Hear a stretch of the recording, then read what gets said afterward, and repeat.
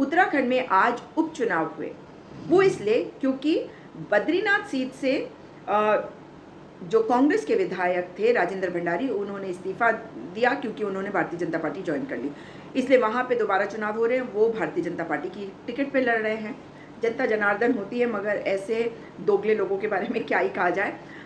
खैर, इसके अलावा उनके सामने हैं कांग्रेस पार्टी के लखपत बुटोला और दूसरी सीट मंगलौर की, जहाँ से बसपा यानी कि बहुजन समाज पार्टी के सरवत करीम अंसारी थे, जिनको हृदय की बीमारी थी और 30 अक्टूबर 2023 को उनकी मृत्यु हो गई सरवत करीम अंसारी जी की, इसलिए वो सीट खाली हो गई। अब यहाँ पर ओबिदुर रहमान को खड़ा किया है बीएसपी ने।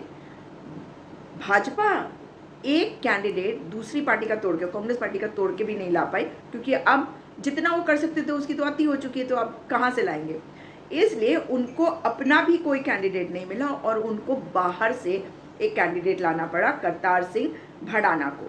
और करतार सिंह भड़ाना को जब लेके आए हैं तो ये बात तो साफ है कि एक ऐसे व्यक्ति को इनको लाना पड़ा, भारतीय जनता पार्टी को, जो उत्तराखंड से नहीं मगर 3 बार के विधायक अवश्य हैं।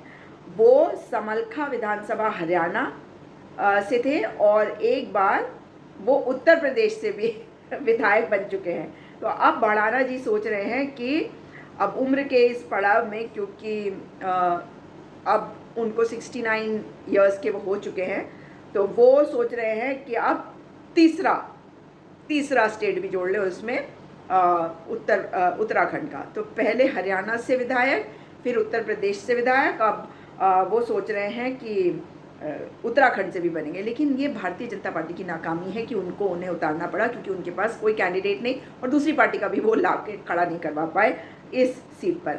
मगर कमाल की बात यह है कि आज जो हमने देखा है वो बड़ा दुखदाई है, क्योंकि हमने उत्तराखंड में, जब उत्तराखंड उत्तर प्रदेश का हिस्सा था, तब भी हमने खून खराबा नहीं देखा।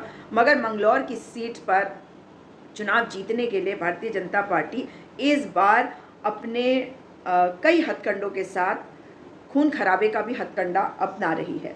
और उन्होंने जो माइनॉरिटीज़ है कहा जा रहा है, और ये आरोप हमारे प्रत्याशी के द्वारा भी लगाया गया है कि उनको वोट नहीं डालने दिया गया और कई लोगों के सर फट गए। मैं एक पत्रकार महोदय का देख रही थी न्यूज़ नेशन पे शायद, और वो कह रहे थे कि हमें पता था कि यहाँ खून खराबा हो सकता है, स्थिति खराब हो सकती है, तो हमें पता था, पत्रकार कह रहे हैं कि हमें पता था, तो क्या ये प्रशासन को नहीं पता होगा। इसलिए आज सवाल ये उठता है कि चुनाव जीतने के लिए आप किसी भी हद तक जाएंगे, वो आपका चरित्र है, ये भी हम जानते हैं, लेकिन उत्तराखंड को शर्मसार करना क्या ज़रूरी था। हम सब उत्तराखंड के वासी हैं। हम जब चुनाव में जाते हैं तो हम अपनी बात को लोगों के सामने रखते हैं, लोग अपना चुनाव करते हैं। लेकिन चुनावों को प्रभावित करने के लिए भारतीय जनता पार्टी के बहुत तरीके भी हैं। वोटों को स्प्लिट करने के लिए छोटे छोटे कैंडिडेट्स खड़े कर देना, कुछ पार्टीज़ को भी अपनी तरफ करके उनके कैंडिडेट्स खड़े करवा देना जहाँ पे उस पार्टी का ज़ोर हो, ये सारी चीज़ें वो करते हैं।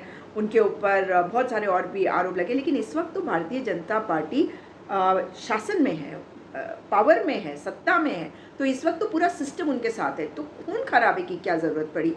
क्यों इतने लोगों के सर फटे? क्यों इतने लोगों को चोटें आई, इतना खून बहा? लेकिन एक चीज़ ज़रूर कहूँगी, भारतीय जनता पार्टी को इस बात का धन्यवाद देना चाहिए कि उनके कारण पूरी दुनिया ने देख लिया, और कम से कम उत्तराखंड की जनता ने तो देख लिया कि पूरी कांग्रेस पार्टी एकजुट होकर कैसे वहाँ पर मैदान में डटी रही।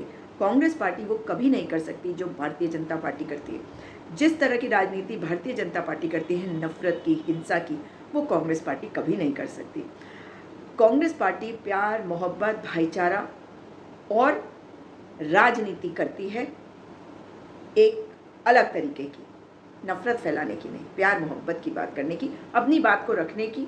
और बल्कि दुख की बात है कि भारतीय जनता पार्टी आज कितनी नाकाम हुई है, उनको खुद अपने अंदर झांकना चाहिए। उनके लिए दुख की बात, हमारे लिए तो खुशी की बात है। और मैं क्या बात कर रही हूँ वो ये कि अगर आज आप कांग्रेस पार्टी को देखते मंगलौर में, तो वहाँ पर सुमित हृदेश जी को मैंने देखा, लीडर ऑफ ऑपोजिशन विधानसभा यशपाल आर्य जी को देखा, वहाँ पर हरीश रावत जी को देखा, वहाँ पे विधायक अनुपमा रावत जी को देखा, और भी वहाँ पे बहुत सारे नेता कांग्रेस पार्टी के एकजुट दिख रहे थे, एकजुट खड़े होकर लड़ रहे थे। वहाँ पर हम चुनाव लड़ रहे थे, लेकिन भारतीय जनता पार्टी सत्ता के लिए किसी भी हद तक जा सकती है, और इस बार शायद और भी ज़्यादा ज़रूरत है उन्हें ये प्रूव करने की कि हम सत्ता में हैं तो हम जीत कर ही रहेंगे। लेकिन जीत कर ही रहना ये ऑब्जेक्टिव नहीं होना चाहिए।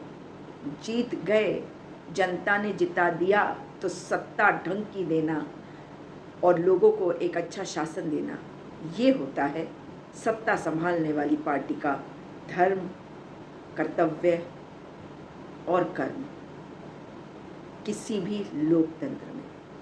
अगर जनता को जनार्दन मानते तो राजनीति की सफाई की दिशा में देश 1947 से बढ़ते जहाँ तक पहुँचा था ना, उससे आगे जाता। जब बात होती थी कि नए नॉर्म्स होने चाहिए विधायकों और सांसदों प्रत्याशियों के लिए, ताकि क्रिमिनलाइजेशन जो है पॉलिटिक्स का हुआ है ओवर द इयर्स, तो उसको भी ख़त्म करा जाए। लेकिन शायद ये सारी इच्छाएं नहीं हैं। मगर ठीक है, हार और जीत अपनी जगह है। लेकिन एक बात मैं ज़रूर कहूँगी कि कोई भी जीते और कोई भी हारे, मगर भाजपा आज चुनाव वाले दिन हार गई है, अपने डर से हार गई है और अपने डर के आगे झुक गई। इसीलिए हिंसा करी गई वहाँ पर, और शासन प्रशासन मूक दर्शक बनकर देखता रहा, लोगों को वोट नहीं देने दिया गया।